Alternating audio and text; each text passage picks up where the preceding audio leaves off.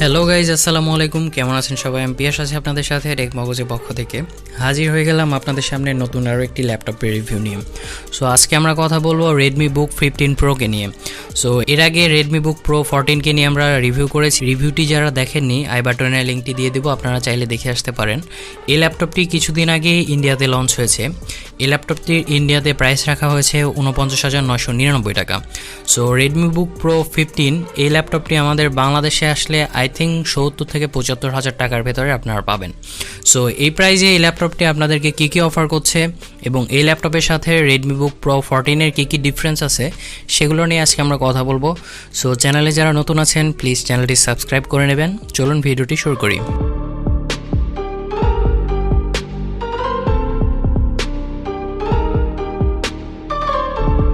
প্রথমে আসি ল্যাপটপটির আনবক্সিং করার সাথে সাথে আমরা প্রথমে পাচ্ছি ল্যাপটপটি এবং সাথে থাকছে আরও একটি বক্সের ভেতরে থাকছে একটি পাওয়ার অ্যাডাপ্টার যেটি 65 ওয়াটের এবং একটি কেবল। ল্যাপটপটি লুকস এবং ডিজাইনের কথা বলতে গেলে অ্যাকচুয়ালি সেম ডিজাইনের ল্যাপটপ বলা যায়। আমরা RedmiBook 14-এ যেমনটা দেখেছি 15-এও প্রায় তেমন ওই টাইপের ডিজাইনই দেওয়া হয়েছে। এই ল্যাপটপটির ম্যাটেরিয়াল দেওয়া হয়েছে প্লাস্টিকের এবং এই ল্যাপটপটির ডিজাইনে ব্যবহার করা হয়েছে polycarbonate material finish design. So এই ল্যাপটপটির থিকনেস দেওয়া হয়েছে 19.9 মিলিমিটার এবং এই ল্যাপটপটির ওজন হচ্ছে 1.8 কেজি। এই ল্যাপটপটির কিবোর্ড এবং টাচপ্যাডের জায়গাটিও অনেক বড় ছিল। কিবোর্ডটি ব্যাকলাইট কিবোর্ড ব্যবহার করা হয় নাই কিন্তু। এই ল্যাপটপটির ওপরে জাস্ট ছোট করে একটি রেডমির ব্র্যান্ডিং দেওয়া হয়েছে। ল্যাপটপটির পোর্টসের কথা বলতে গেলে ল্যাপটপটির রাইট সাইডে আপনারা পাচ্ছেন একটি RJ45 ল্যান্ড পোর্ট, একটি USB 2.0 পোর্ট, একটি 3.5 মিলিমিটার হেডফোন জ্যাক পাচ্ছেন এবং SD কার্ভ রিডার পাচ্ছেন একটি। লেফট সাইডে পাচ্ছেন একটি পাওয়ার পোর্ট, একটি LED লাইট ইন্ডিকেটর এবং দুইটি USB 3.2 জেনারেশন পোর্ট পাচ্ছেন এবং একটি HDMI পোর্ট পাচ্ছেন। এবার আসি ল্যাপটপটির ডিসপ্লে সেকশনে। ল্যাপটপটিতে আপনারা পাচ্ছেন 15.6 ইঞ্চির একটি ফুল HD plus IPS LCD panel display এবং এই ডিসপ্লেটির রেজুলেশন দেওয়া হয়েছে 1080x1920। ডিসপ্লেটির কোয়ালিটি ছিল মোটামুটি অ্যাভারেজ টাইপের, অতটাও ভালো বলবো না। ডিসপ্লেটির চিন এবং ব্যাজেলের পরিমাণ ছিল সামান্য বলা যায়। নিচের ব্যাজেলটা আমার কাছে একটু বেশি মনে হয়েছে, সাইডের চিনটা অ্যাভারেজ টাইপের বলা যায়। এবং ডিসপ্লের ওপরে একটি HD ক্যাম পাচ্ছেন যেটি 720p রেজুলেশনের এবং ক্যামেরার দুই পাশে দুইটি মাইক্রোফোন পাচ্ছেন। আর ডিসপ্লের ভিউইং অ্যাঙ্গেলও ছিল মোটামুটি অ্যাভারেজ টাইপের। মাল্টিমিডিয়া এক্সপিরিয়েন্সের ক্ষেত্রে মোটামুটি অ্যাভারেজই বলা যায়, অতটা ভালো পারফরমেন্সও করে নাই এই ডিসপ্লেটি।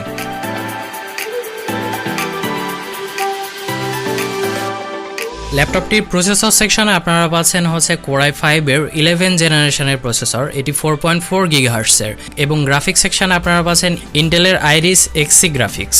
এই ল্যাপটপটিতে আপনারা পাচ্ছেন 8GB র্যাম যেটি DDR4X র্যাম এবং 3200 MHz-এর র্যাম এটি।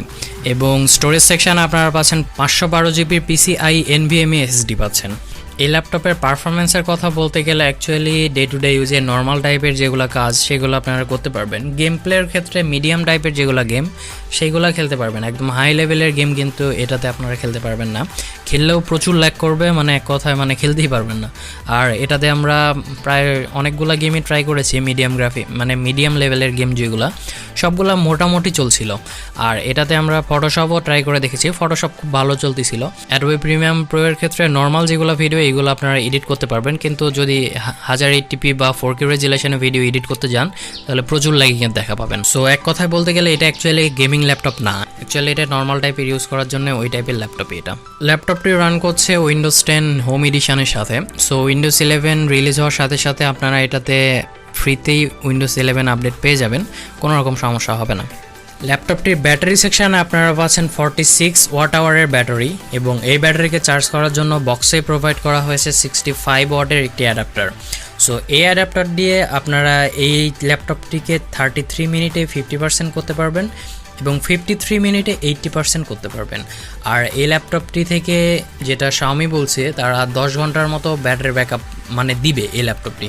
সো অ্যাকচুয়ালি এই ল্যাপটপটি থেকে আই থিঙ্ক আপনারা 7 থেকে 8 ঘন্টার মতো নর্মাল ইউজে ব্যাকআপ পাবেন। আর যদি নেট ইউজ করেন বা গেম খেলেন সেই ক্ষেত্রে হয়তো বা 4 ঘন্টার মতো হাইয়েস্ট ব্যাটারি ব্যাকআপ পাবেন। ল্যাপটপটিতে আপনারা পাচ্ছেন ডুয়েল স্পিকার, দুইটি স্পিকারই কিন্তু নিচে দেওয়া হয়েছে দুই পাশে। So speaker quality decent quality ছিল, মোটামুটি লাউড ছিল এবং ভালো বিট প্রডিউস করছিল।